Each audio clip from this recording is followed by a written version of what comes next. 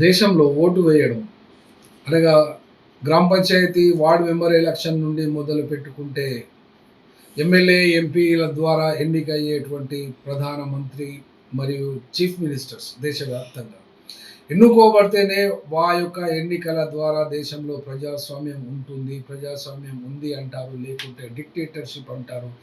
లేకుంటే వంశపారంపర్యమైనటువంటి పాలన అంటారు. లేకుంటే కొంతమంది గ్రూప్ కలిసి పరిపాలిస్తే వాటికి ఒక్కొక్క పేరు, ఒక్కొక్క పేరు, ఒక్కొక్క పేరు.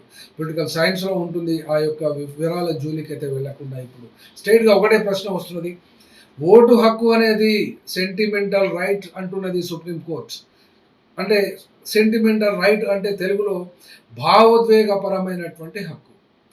అనగా భావోద్వేగపరమైనటువంటి హక్కును ఇంకొక అంశం ముందుకు పోయి గనుక జోడించినట్లయితే, ఈ భావోద్వేగపరమైనటువంటి హక్కును తొలగిస్తే ఏం నష్టమవుతుంది?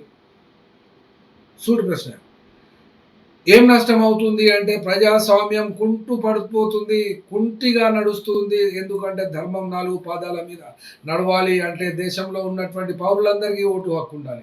తొలగించండి పౌరుల హక్కులను అనగా భావోద్వేగపరమైనటువంటి హక్కును మాత్రమే ఓటు హక్కుగా గుర్తిస్తున్నప్పుడు రాజ్యాంగబద్ధమైనటువంటి హక్కుగా గాని ప్రాథమిక హక్కుల్లో ఇది ఓటు హక్కు అయితే భాగస్వామ్యం కాదు, భాగం కాదు కాబట్టి ప్రధానమైనటువంటి ఫండమెంటల్ రైట్స్‌లో ఈ యొక్క ఓటు హక్కు లేనప్పుడు మరి దేశంలో ఉన్నటువంటి దళిత వర్గానికి కానీ, ఎస్టీ వర్గానికి కానీ, బీసీ వర్గానికి కానీ, మైనారిటీలకు కానీ ఓటు హక్కు ఎందుకు ఉండాలి? ఎందుకు ఉండకూడదు?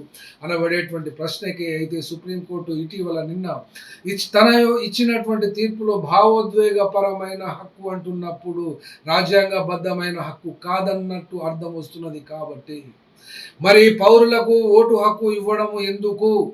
తొలగించి వేయండి.